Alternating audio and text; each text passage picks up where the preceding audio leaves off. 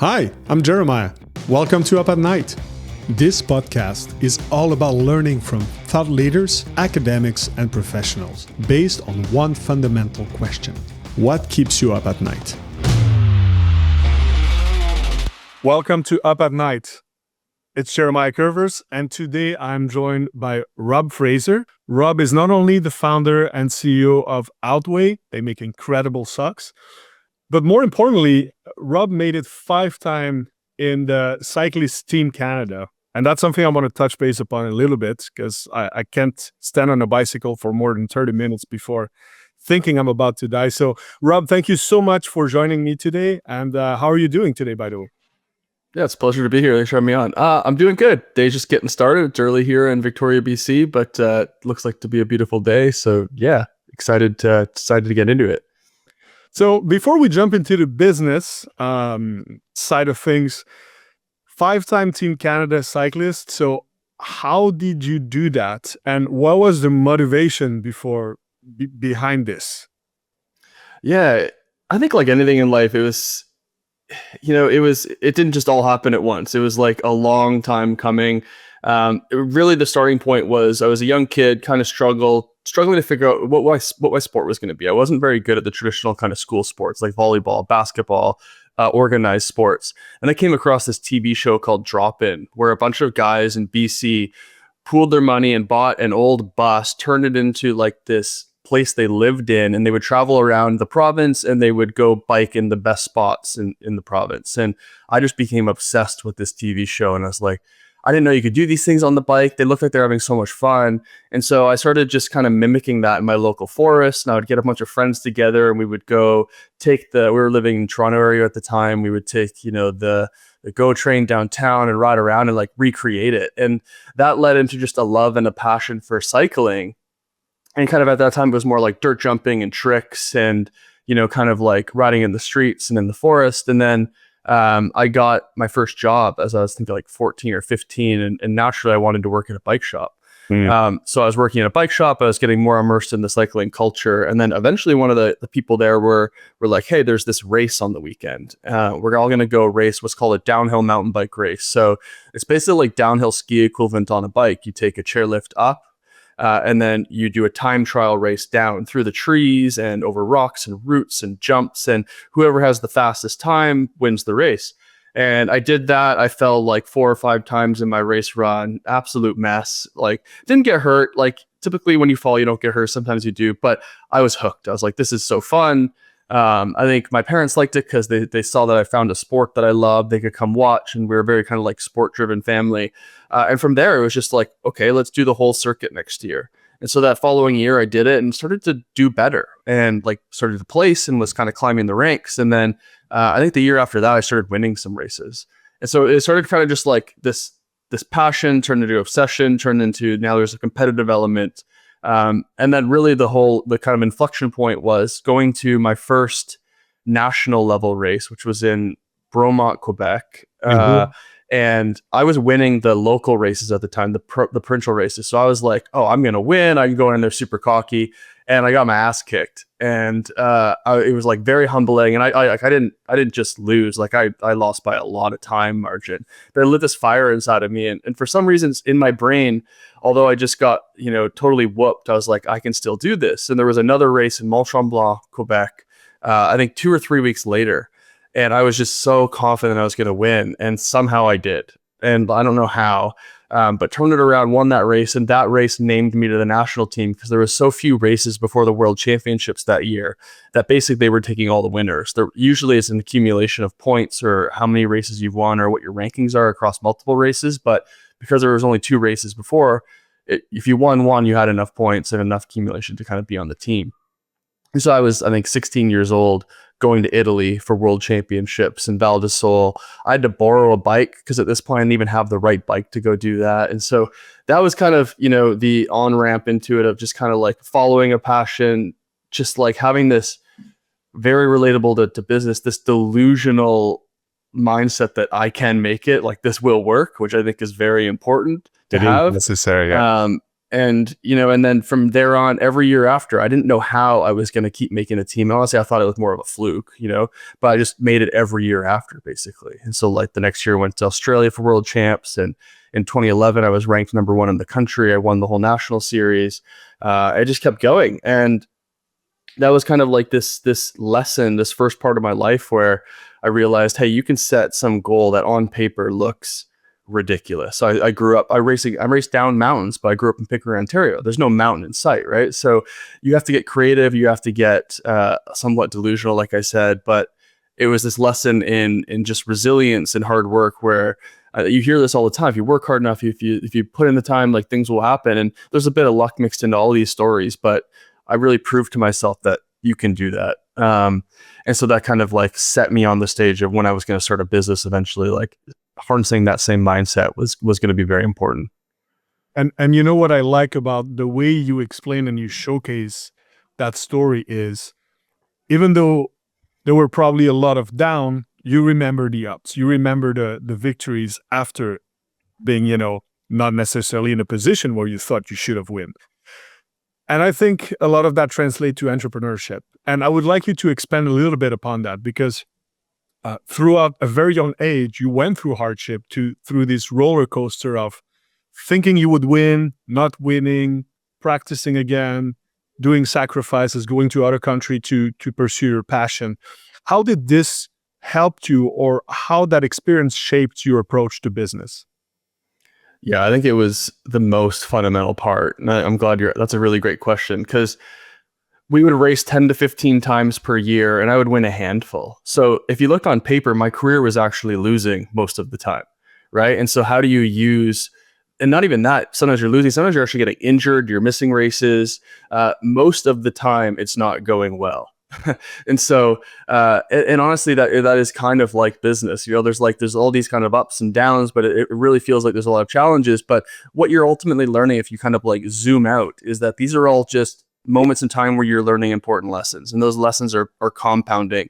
And if you zoom out even further, you see that, like, you are progressing and you're going upwards. It's just not exactly a smooth line. And so every time I would lose a race, there would be something to take away from it. There would be some lesson, some insight, and you would apply that moving forward. And ultimately, it would help embolden and that kind of passion and that desire to continue to progress that you would have. I mean, I think you can learn some lessons from winning, but you learn a lot more from losing.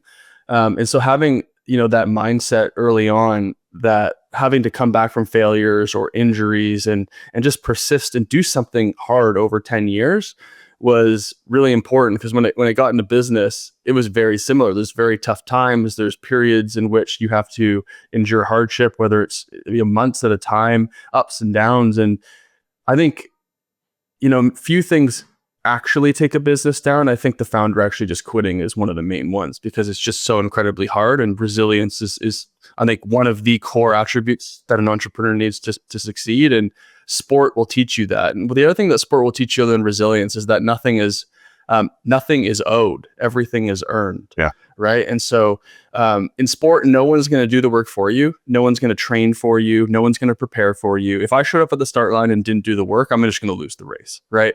And I think so much of modern society is built around this kind of, oh, just show up, we'll help you along the way. We'll kind of do this, we'll bell curve you, we can't fail students anymore. It's really like everyone's put in foam padding, and you really can't get hurt in the world anymore. And sport is still not that way. And so having that kind of as my learning ground really helped me for business, because business is also not that way. No one's going to help you. It's really kind of, it's a competitive industry. You got to do the work. No one's going to do it for you, because everyone else wants that position as well. So having those two understandings going in, I wasn't, I was delusioned in my ability, my thoughts around like, I can make this work, but I wasn't deluded in the idea of how hard it was going to be, and the fact that it was very unlikely it was going to succeed. I love that, because I think modern society and a lot of content, especially around the web now, try to portray that, oh, we nailed the recipe, just follow it, and it's going to be easy. And this couldn't be more untrue. And I would like you to talk a little bit about Outway, from the idea you've had to the light bulb moment where you were like, oh yeah, I have to do this business. Please walk Yeah. us through that mindset. It was really like, like if we get into lessons about this, is what you'll learn is like everything I'll talk about today is just I've learned along the way. So I had no business degree. I had no business experience. Everything I utilized to start my business, I learned from sport. But in hindsight, it was a very entrepreneurial journey. I had to negotiate my own sponsorship contracts, both worldwide logistics. There was a lot of like kind of direct lines to what I'm doing now. But starting a business was this sort of way out of trying to find a passion again. So when I retired from sport, I lost my identity. I was like, the day before I was Rob Fraser, national team cyclist racing around the world. The next day I was just Rob Fraser. And who is that? What do I do? What do I identify with? And so I went through this period of like, what do I want to do next? And I went to school for sport management, thinking the next logical jump would be getting a career in sport. And very quickly realized that the traditional system wasn't built for me. School and getting a desk job, and it was fine. I could mold and I could make it work, but I couldn't, in my view, affect the change I wanted to. I couldn't move fast enough. I couldn't be as creative I wanted to be. And so it's going to sound a bit trite, but for some reason, I forget how I came across the book, The 4-Hour Workweek by Tim Ferriss. And what that book really kind of, the aha moment, the light bulb moment you talk about was, oh, I think I can start a business. Like, I don't know what it is, but how he was explaining it and everything in the book was like, this felt very, very like my athletic career. Set a big goal, go after it, follow a passion, work really hard. The results can be great. The likelihood of success is low, but let's just go. And I was in school. I recognized I had 4 years of basically no responsibility. Like my only responsibility was to go to school and get this degree. And so I was like, I have a lot of free time. I think any student that doesn't think they have a lot of free time doesn't have like the real life responsibilities yet. So I was like, I've got this opportunity and time. I've got some student loans. I don't need to worry about making money. I'm going to like just try and start a business. And from there, like, I didn't overanalyze it. I was just like, like I'm a cyclist. Socks are really a really big part of cycling culture. I had a sock sponsorship when I was an athlete. And when I was looking around, like, what do I like? What's a problem I think needs to be solved? The one I was solving was I was still wearing all of my cycling socks every day. I typically always wear all black. I typically do that, but I would wear really bold and colorful socks. And I did that in cycling, and then I would start doing that in my everyday life. And so I was like, I'm going to start a business. I loved Lululemon. I loved Red Bull. I wanted to create a brand that was immersed in the athletic space because I wanted to remain in the athletic space on just maybe the other side of the table. And then from a product standpoint, I was like, I kind of understand the sock business model. Having been sponsored, I kind of get it a little bit. And when I zoomed out, I was like, what trends are happening? There's an athleisure trend. This was kind of back in 2016. And socks at that time remained very use case specific, whereas the world was shifting towards all day activewear. And there were no Canadian sock companies. And so I was like, okay, I'm going to make a pair of socks that's like a yoga pant for the foot. So it's going to be highly technical, comfortable, but beautifully designed that you can wear all throughout your day. Because at that time I was training for triathlons. I was working at a job at the Canadian Sports Institute, and I was going to school. And so I was packing in my bag to leave for the day so many outfits and pairs of like socks and underwear and clothes. I was like, I want to try and limit the amount of things I need to pack so I can wear similar things in different use cases. And socks were the one I was like, I don't want to pack a dress sock and an athletic sock and a casual sock. I want one pair. And so that was the simple idea, is like, I want an all day activewear sock. And then the kind of unique selling position other than that was just be Canadian, be differentiating the fact that we can just be a Canadian version of some of the other brands that are out there. And it was that really simple insight. And look, I didn't expect it to work. And I didn't really, I'm explaining it now in hindsight a little clearer, but I was just like, I like socks, I'll do socks, right? Like that was basically it. I went online, I found a manufacturer, which we actually still use today, surprisingly. It's almost a 10-year relationship. And I came up with a brand name. I learned Adobe Illustrator because I was like, I'm going to do this all myself. I didn't actually know you could like raise money or hire people. Like I thought the only way to run a business was to be profitable and like do it yoururself. Well, it's still the best way. It is. Yeah. It's surprisingly, it's for sure the best way. I took $1,000 from my student loans. I sent some of these sock designs, think about 7 of them, over to the factory, bought 230 pairs. They showed up at my doorstep a few months later. And I was like, all right, like worst case, I have socks for life. Best case, I'm going to sell these. I took them literally to school with me in like a Tupperware container and just sold them hand to hand to my friends, my teachers. And, in the initial people were just buying them to support me. They're like, hey, Rob's doing something cool. Like I'm sure these socks will suck. And then the next day I come out of school, people are like, we love these socks. They bought more. And kind of like just lucked out with the product. And I wasn't doing anything crazy. I was just like, I took a bunch of socks I liked. I like said to the factory, I was like, I like this part of this sock and this part of that sock and this part of that sock. You just like do that. You guys are experts. I know nothing, but like just send me something that looks like this.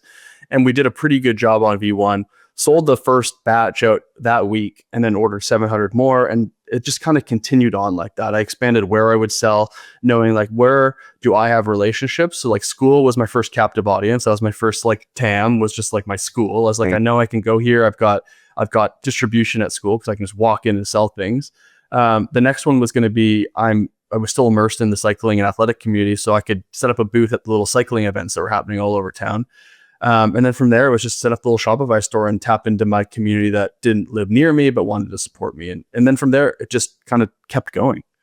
That's amazing, because that is one of the best example I've heard recently about how to test product and market fit. Because that's one thing, you can't cheat. If people don't like your product, you could be the best marketer in town. It's just not going to happen.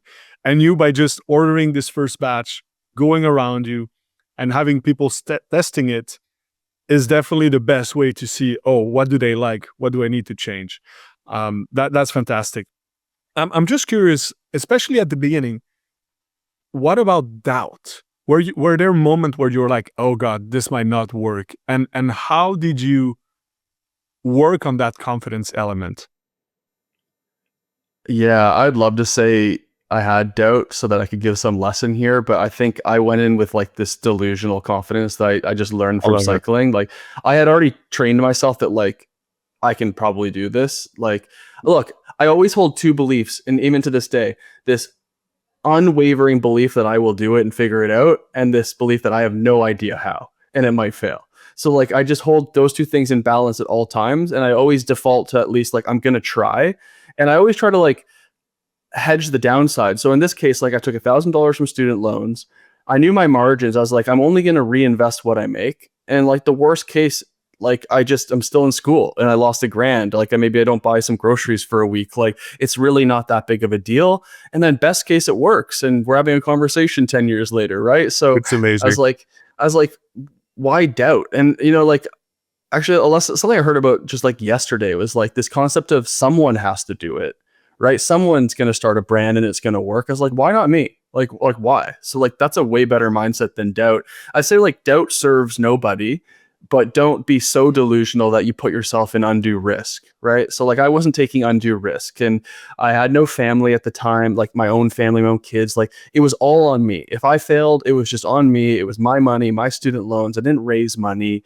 I didn't have employees. It's like, there's no risk here, right? Like I'm still in school. I have a job. The risk was almost zero. Maybe a risk to my ego. And I think maybe that's honestly what stops a lot of people, is they feel like if it doesn't work, they're a failure. Yeah. But what they're failing to realize is that like that's the number one thing other entrepreneurs look for, is people that try. And we don't care if you fail. We actually want to see that. So like just do the thing, right? And don't put your family in harm. Don't go bankrupt. But like you don't need a ton of money to start a lot of businesses. And so if someone's out there kind of kicking the tires, I'd say just start. Because like, you know, trust me, I had less experience than you. Like, and if you're listening, I had less experience and I figured it out, and you're probably smarter than me. So you can do it. So definitely try and encourage people just to try. It's funny. One of my friends told me in the pod once, if you think of a successful entrepreneur and you're somehow jealous or envious, just think of this. He probably failed more often than you tried. 100%. Every day. Yeah. And yeah. That really stick, and it really resonated with what you're saying. Let's fast forward a couple of years. And now that you've been running a business, you know, and a growing business for a longer period of time, what would you say was the hardest element in the transition from being a pro athlete to a CEO now? What were the unexpected moments? I said the hardest thing is, as the business grew and as the responsibilities grew, now I have staff and I now have a family, and there's just, it isn't just about me. When I was an athlete, it was still all on me. I had sponsors and a team and stuff, but really like only I could win the race. No one could help me do it. Like, so right now though, for the businesses to succeed, I cannot just do that. I can't force my will. It requires an exceptional team. It requires exceptional partners. And so that's like the most different version. I really like that because I am getting a lot of joy these days.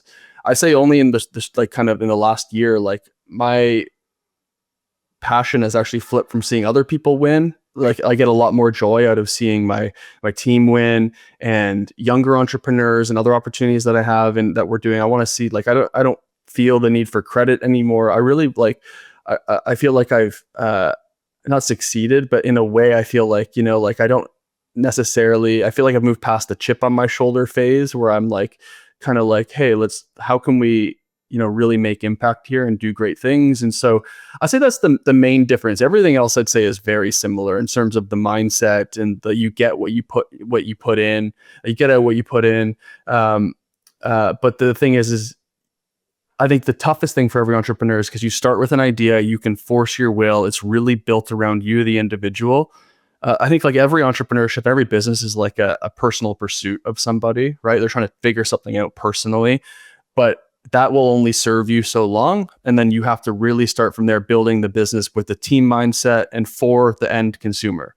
I think a lot of entrepreneurs, they'll start because they're solving their own problem, which is a great way to start, and then fail to recognize at a certain point, they need to start serving the end consumer. And maybe that's not themselves anymore. And they need to kind of get out of the way a little bit.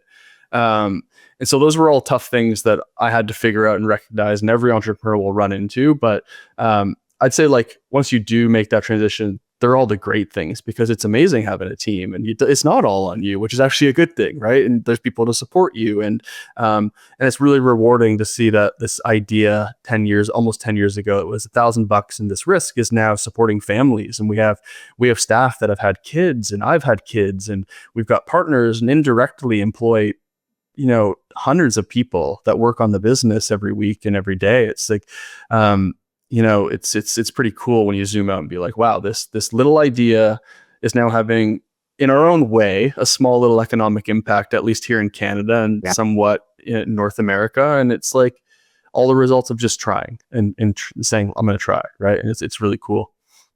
I like how you showcased right there that the definition of success itself might and most likely will evolve over time.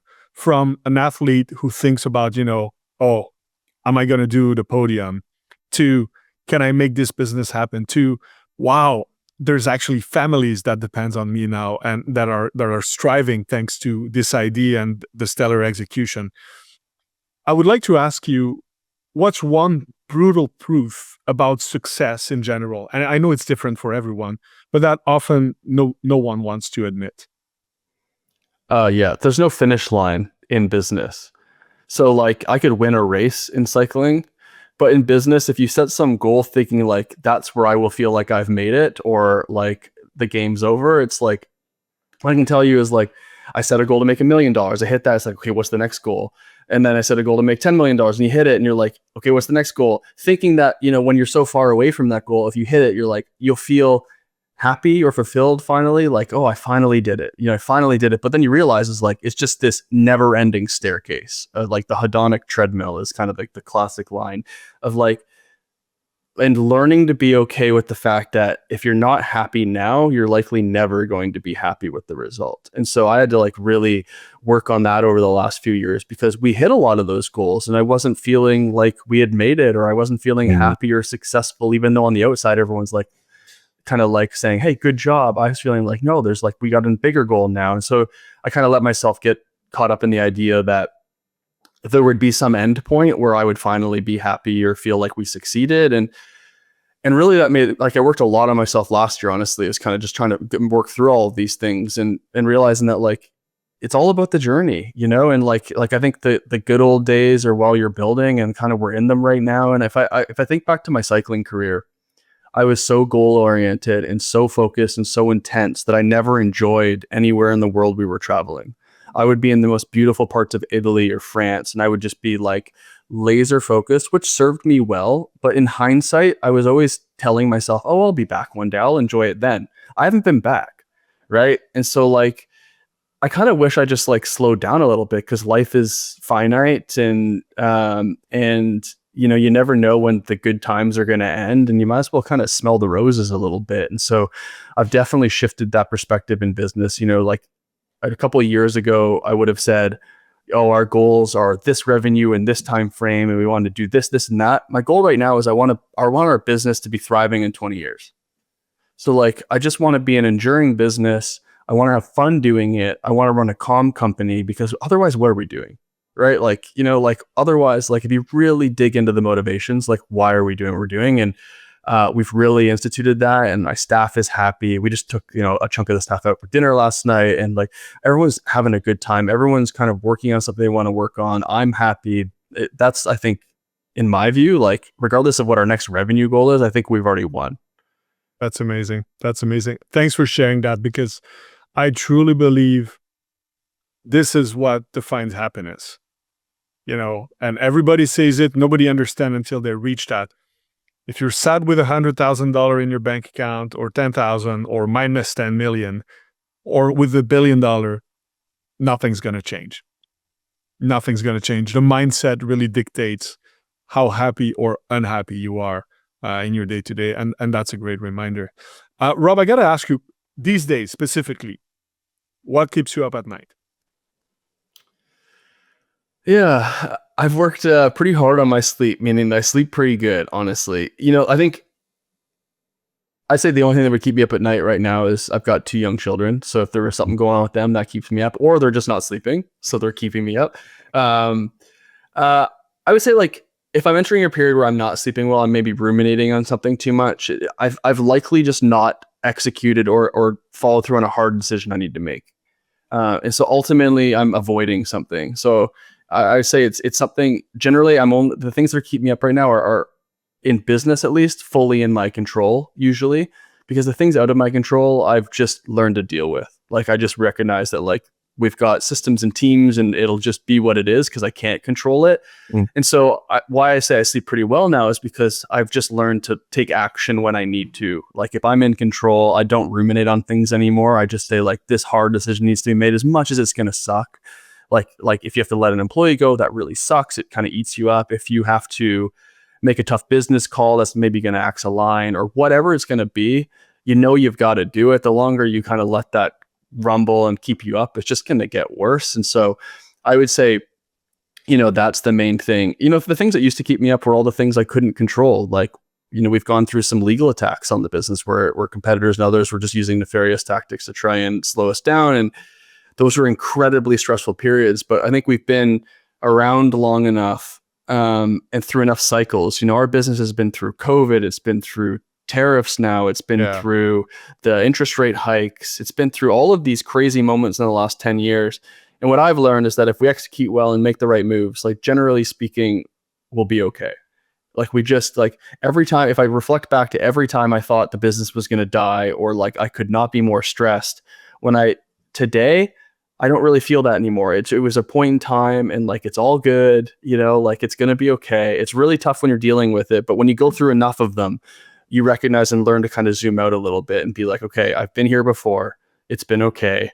We'll figure it out. There's only a couple things that really, like, kill a business, like debt and hubris, right? And so if you're not in crazy amounts of debt, and you're not making dumb decisions based on your ego, you're generally going to be okay, right? And so just build a resilient business, build a resilient team, and extend the time horizon, and most things are going to work out. And like you said early on, you gotta have a good product, right? So we always fall back on the fact that our socks are amazing, right? And people love the socks, and we know how to sell socks. And so if we can just do that, we're okay. And so that's the ultimate goal.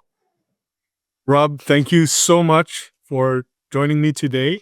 Talking about amazing socks. If people want to go check your website, outway.com. Yeah, that's right. Outway.com. Yeah. And if they want to reach out to you, LinkedIn, I guess, is probably the best platform. Yeah, LinkedIn's the best. So yeah, follow me on LinkedIn and on Twitter. It's just at Rob Fraser. Send me a message. One of my other passions in life is, like, if you've got an idea and you want to kick it around, like, I'm always happy to help out with that. It's just, I love seeing more people getting in the game, and but do it. I don't love messing around with the idea phase. Like, if you've started, I'd love to help. The idea is, my advice would be do it. I love that. I love that. Rob, thank you so much once again for joining me today. And I'm actually going to go on Outway and grab a couple of these. I'm curious to test them out. I haven't had the chance yet. Appreciate it. Thanks for having me on. Super fun. Awesome. Thanks a lot. Thank you so much for being part of the Up at Night family. If you've liked what you heard today, don't forget to rate, follow, subscribe, or leave me a comment below. New episodes of Up at Night drop every week. Make sure you're subscribed so you don't miss a single episode. I'm Jeremiah Curvers. Until next time.